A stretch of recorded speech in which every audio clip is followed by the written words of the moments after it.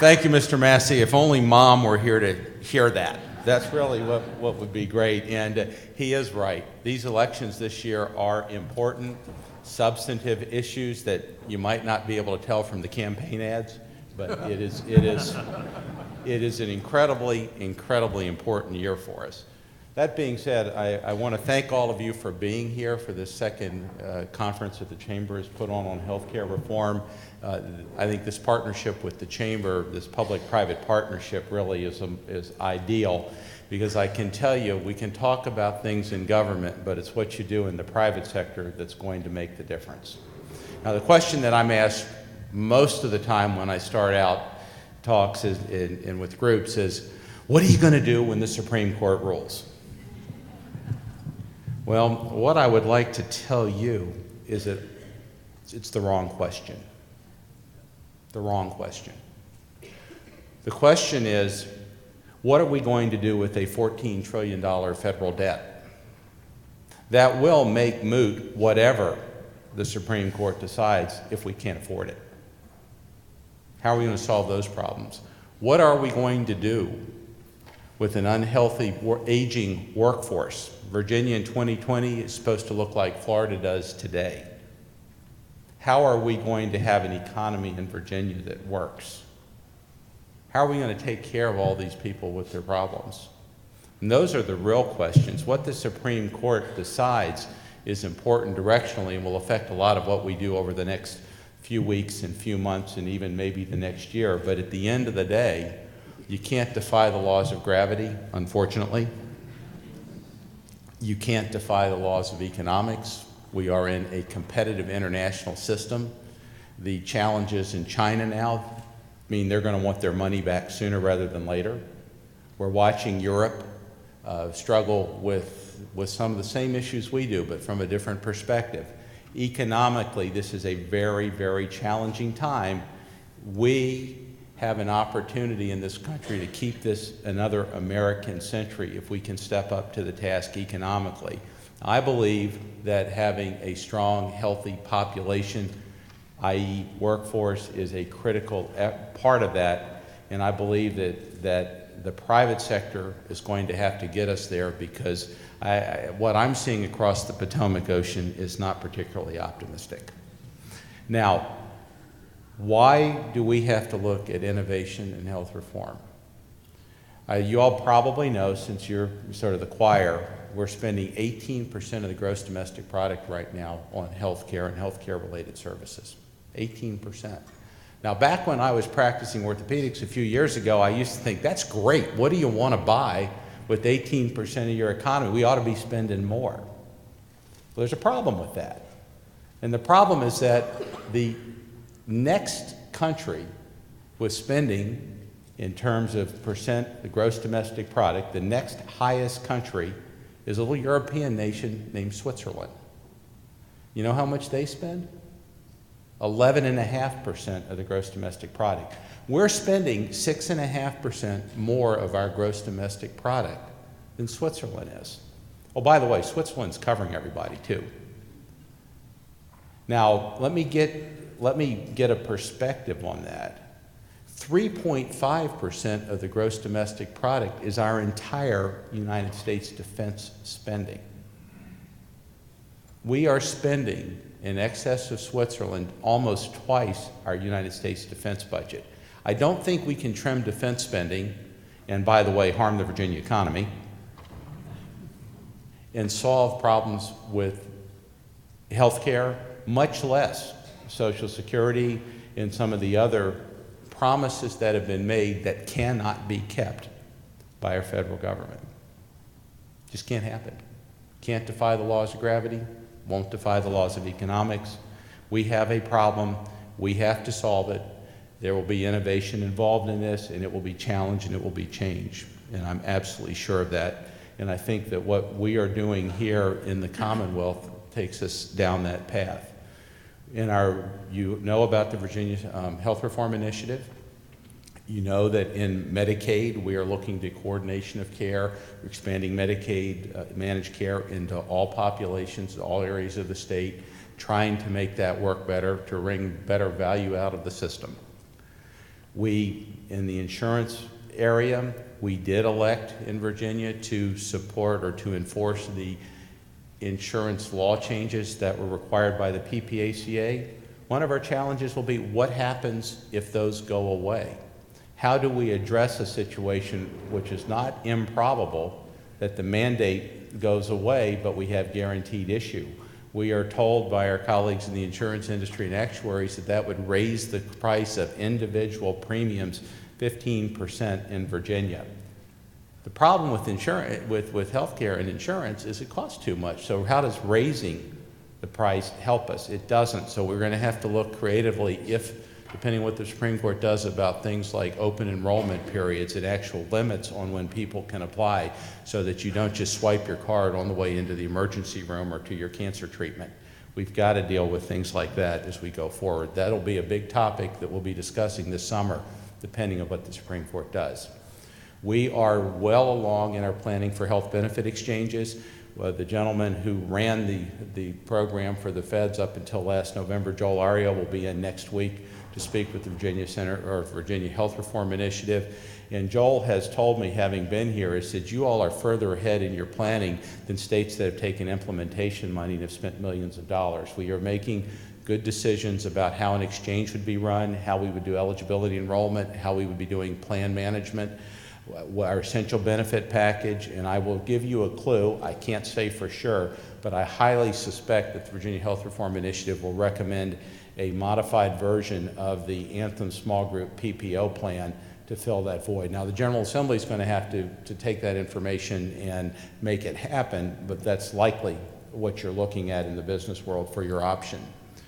We are looking at delivery reform, and you're going to hear from Beth in a minute about the Virginia Center for Health Innovation. This is about benefit design. It's about payment reform, things like that fundamentally alter the dynamics. You're going to hear Dr. Grundy talk later today about the need to change how we pay so we're not paying for volume.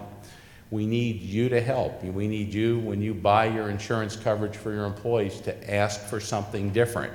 We are going to do that at the state level.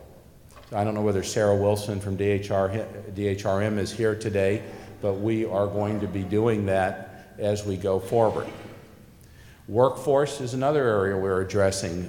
We have seen legislation this year around team care, really expanding the capacity of physicians and nurses to work together as teams, where quality will be better. Most likely, that's what the evidence shows. It's evidence-based. And we can do more with the existing resources. Challenged Dr. Diane Reynolds-Kane, who's our Director of Department of Health Professions, or Assistant Arnie Owens, to let's talk about what we need to do in licensing and regulation to encourage team care. So we're working along those lines as well. We are doing health information technology. I think Mike Matthews is here today. Connect Virginia, Virginia's HIE, is open for business. We do now have the ability to direct messaging of protected health information between sites. It's something that you want your physicians, your hospitals to take advantage of. We need the volume to drive the system to make it work, so the reality of interoperability of medical records can happen. You can help with that by demanding that as part of your package. And we are pleased with the business role in terms of understanding what all this health reform is and have encouraged that. Now, all these things being said, I can tell you there's some tangible things we've done. Commissioner Remley is out of town this week, but we can show you data that's showing improved maternal and child health outcomes. I firmly believe that period of time when children are early development, brain development, is going to be critical to our success at having a healthy population. So we are trying to develop some intellectually, rationally sound policy around early childhood development, which we really don't have in the Commonwealth yet. So I can talk about all these things, but what can you do? What can you do? I have with me the prestigious New York Times Sunday edition medical journal. I know that you'd be surprised, but I do read the New York Times to the extent an orthopedist can read. And I don't believe everything I read in the New York Times, and what I do understand, I generally disagree with. But all that being said, low-hanging fruit. This is Sunday review. Let's not get physicals. Surprised? A large group of, or several groups of medical organizations came out earlier this year and said that much of what we do routinely not only is expensive, it's dangerous. Because you probably have heard the controversy about PSA tests. Everybody knows all guys over 50 got to get PSA tests, right? Wrong. Wrong. Because one positive test, we don't know what to do with it, leads to further tests and biopsies, and it's expensive, and more people probably have complications of a positive PSA test that was unnecessary than they do from prostate cancer. Preoperative routine chest x-rays shouldn't happen. Routine EKGs, absent clinical indications, probably shouldn't happen. There's a list of these things. Let's agree, ladies and gentlemen, that we just stop paying for those. People can get them when they need them, if there's a clinical indication, but let's agree that we in the Commonwealth are just going to stop doing things that are unnecessary. Now, we've challenged the medical sites in the hospitals. If you're in a hospital, in your policies you have to have a neck, chest x-ray and an EKG before elective surgery, it's going to involve some changes. But we can do that. You can do that. You don't need a law to do that. So let's do that. Let's have another conversation this year. We've challenged Mr. Phillips. We've talked to the Hospital Association. Let's think about what value is in the Virginia context. And one of my really alert and eager orthopedic colleagues says, Bill, that's stupid. Everybody knows what value is. It's quality over cost. Well, what's quality? How do you actually define it? How do you measure it? And we know that there is some variation in care, but the cost variations are even greater. And how do you find an episode of cost? We need to be thinking collectively about that, and I know that the Medical Association of Virginia is going to have a conference that will be addressing some of these things in November, but this is really critical because we talk a lot about it, but we don't actually have a common understanding of what it means. So that's a dialogue we need to have. Now, aside from the low-hanging fruit, I think we have to look at what evidence shows us work. You're going to hear Dr. Grundy today talk about how his cat gets better medical care than his wife did up until a few years ago, but that's New York, and it's probably very expensive in New York too, Paul. I mean, very expensive in New York, and we're tired of sending our tax dollars to New York, by the way, so you got to get it under control up there before you come lecture us about what we need to do. That being, you at Illinois and California, talk to them too. Medical homes, evidence-based, it works. It reduces emergency room admissions, improves quality of care. Evidence-based, it works. We don't know what's going to happen with ACOs. They're kind of a research project, and we know that some of our institutions are working at it. We should encourage that. We should learn from it. But short term, there are things that work. Understanding the data. We had a bill passed this year that was expand Virginia Health Information All Payer Claims Database. Let's ensure that the information gets into that. Your company's information, your people's information, insist that it go into that so that we can have good utilization data in a database that we can use. I would encourage you to go online and look at Vermont's Blueprint for Health. You can learn from them. The health homes, chronic care collaboratives, things like this that we can import to Virginia that are evidence-based that work. And Governor Douglas, before this current governor, was a Republican. He's no socialist. You don't have to have a single payer system to do some of these things. They make sense.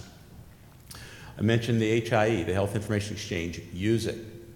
Encourage your medical folks to get electronic records and get on the exchange so that we have that advantage. And then finally, I'm going to ask you to renew your commitment to the Chamber activities and your support of the Virginia Center for Health Innovation. And with that, I'll introduce Beth Bortz. Beth is the president of the Virginia Center for Health Innovation. And this is our chance to really break the stranglehold, I think, of federal payment formulas and traditions that no longer have meaning in terms of how we organize and deliver health care. So I'd like to welcome Beth to discuss and tell you about the Innovation Center. Thank you for being here. Thank you for your time and your support.